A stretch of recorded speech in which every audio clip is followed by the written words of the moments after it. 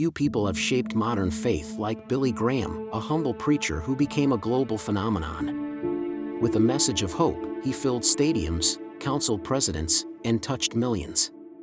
But behind the crusades and fame lay a man of deep conviction and surprising simplicity. This is the extraordinary journey of the world's most influential evangelist. Welcome, friends. Imagine a young farm boy from North Carolina who grew up to counsel presidents, preach to millions, and become the most famous evangelist in history. This is the story of Billy Graham, a man whose voice thundered across stadiums, whose integrity defied scandal, and whose faith bridged divides in a fractured world. From his explosive 1949 Los Angeles crusade, where crowds swelled so large, even Hollywood stars showed up, to his daring trip into communist North Korea, Graham's life was anything but ordinary. He broke racial barriers, stood beside Martin Luther King Jr., and privately advised every U.S. president from Truman to Trump. Yet, he refused fortune and fame, choosing instead a modest salary and a life of service. What drove him?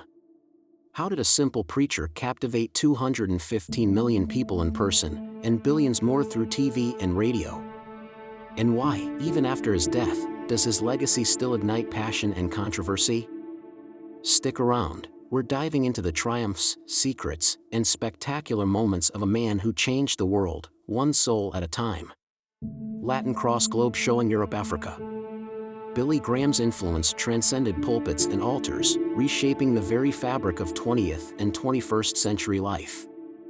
In religion, he revolutionized evangelism by harnessing mass media. His crusades were among the first global telecasts to unite believers across continents.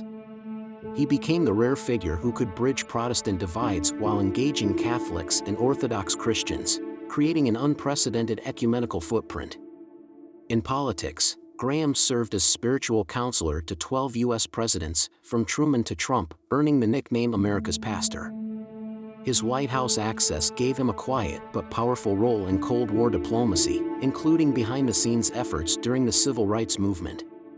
Though criticized for early political entanglements, he later modeled nonpartisan spiritual guidance. Culturally, Graham's integration of crusades in the segregated South, 1953, and friendship with MLK positioned him as an accidental civil rights ally. His stadium events became cultural phenomena, drawing celebrities like Johnny Cash and transforming how faith intersected with entertainment. Even today, his legacy of integrity in an era of televangelist scandals makes him a singular model of moral leadership. Graham didn't just preach to the world, he helped reshape it. Billy Graham entered the world on November 7, 1918, in a modest farmhouse near Charlotte, North Carolina, just days before World War I ended.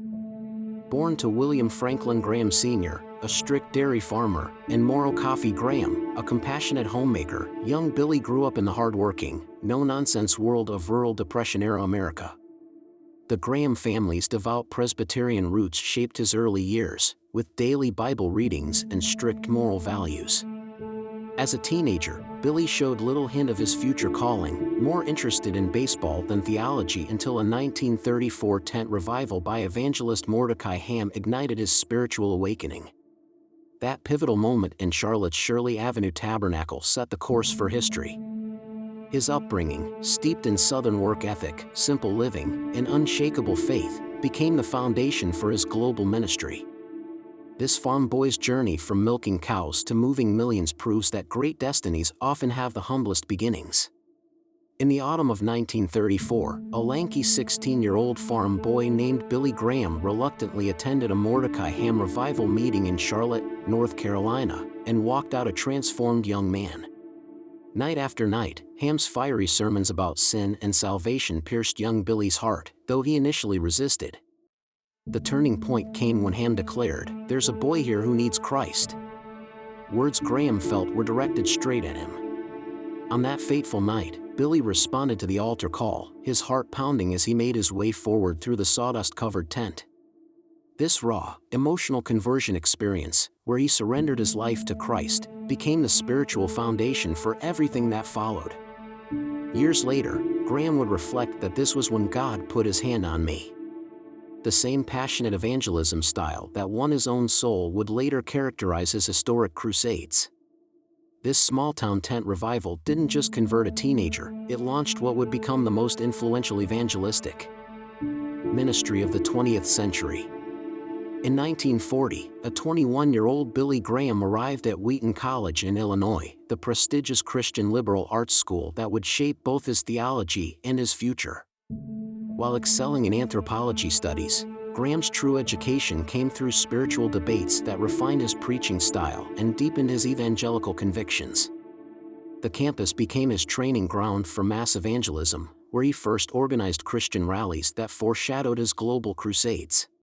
But Wheaton's greatest gift came in the form of a missionary's daughter, Ruth Bell, whose sharp intellect and passionate faith captivated him. Their campus romance, bonding over shared devotion to God and global missions, blossomed into one of Christianity's most enduring power couples. Ruth's linguistic gifts, she spoke fluent Chinese, and missionary upbringing profoundly influenced Graham's later international ministry. Their 1943 wedding at Montreal's Presbyterian Church marked the beginning of a 64-year partnership that would sustain history's most famous evangelist through decades of world-changing ministry. At Wheaton, Graham didn't just earn a degree, he discovered his life's companion and honed the spiritual foundation that would reach billions. In the turbulent years following World War II, a young Billy Graham emerged as a dynamic force in the Youth for Christ movement, preaching to restless teenagers and returning soldiers hungry for hope. His electrifying rallies across America and Europe, often held in packed auditoriums and even on Chicago's streets, showcased the raw preaching power that would define his ministry. Graham's signature style blended youthful energy, simple gospel messages, and patriotic fervor, perfectly capturing the post-war spiritual awakening.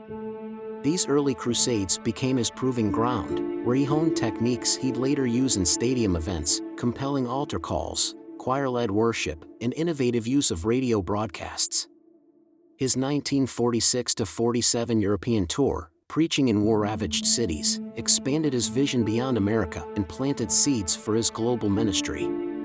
When media mogul William Randolph Hearst famously ordered his papers to Puff Graham after a 1949 Los Angeles rally, the small-town preacher's trajectory toward becoming Christianity's first international celebrity was set. These Youth for Christ years didn't just launch Graham's career, they revolutionized how evangelism connected with a new generation. What began as a 3-week tent revival in Los Angeles became the divine detour that catapulted Billy Graham to national fame. When the lanky 30-year-old preacher arrived in September 1949, few could have predicted how his Christ for Greater Los Angeles crusade would change evangelical history. As Graham's fiery sermons on sin and redemption pierced hearts, attendance exploded, forcing organizers to extend the event to a staggering 8 weeks. The tent, nicknamed the Canvas Cathedral, swelled with over 350,000 attendees, including Hollywood stars like mobster-turned-evangelist Jim Voves and Olympic athlete Louis Samperini, later immortalized in Unbroken. The Crusade's turning point came when newspaper magnate William Randolph Hearst famously wired his editors, Puff Graham. Overnight, national media coverage transformed the young preacher into a household name. This wasn't just a successful revival, it was the birth of modern mass evangelism, proving stadiums could become sanctuaries and that post-war America hungered for Graham's uncompromising yet hopeful message. The Los Angeles miracle set the stage for Graham's global crusades and cemented his legacy as the 20th century's most influential evangelist.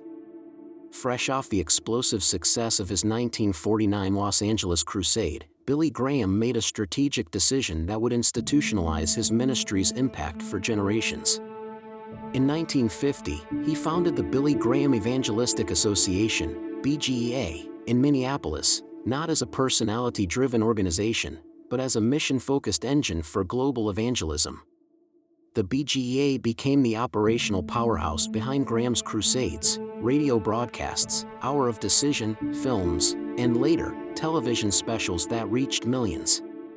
More than just an administrative office, the BGEA reflected Graham's core values: financial transparency. He took a modest salary and published audits, ecumenical cooperation, working across denominational lines, and technological innovation, pioneering radio and TV evangelism. With Ruth Graham serving as the spiritual anchor, the BGEA grew into a multifaceted ministry that would eventually coordinate events on 6 continents. This wasn't merely the start of an organization, it was the creation of an enduring structure that allowed Graham's message to outlive his pulpit years and continue transforming lives worldwide. Billy Graham didn't just preach the good news, he reinvented how it was delivered. Recognizing the power of mass media, Graham became evangelism's first true multimedia pioneer. His weekly Hour of Decision radio program, launched in 1950, broadcast his sermons to millions of homes, at its peak airing on 1,200 stations worldwide.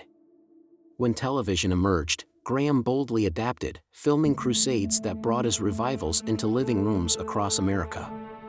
But his most groundbreaking innovation was transforming stadiums into sacred spaces. By moving from churches to massive venues like New York's Madison Square Garden and London's Wembley Stadium, Graham democratized access to evangelism. These events combined the energy of a revival with the spectacle of a major concert, featuring mass choirs and celebrity conversions. Graham's team also pioneered satellite-linked crusades, culminating in the 1995 global mission that reached a staggering 1 billion viewers simultaneously. This technological savvy, paired with his timeless message, ensured that Billy Graham's voice would echo far beyond the walls of any church, making him history's most heard evangelist. We've now reached the end of the first chapter in the inspiring story of Billy Graham. Stay tuned for the upcoming parts, which will be uploaded soon. In the meantime, don't forget to like, subscribe, and share this video with your friends. Thank you for watching.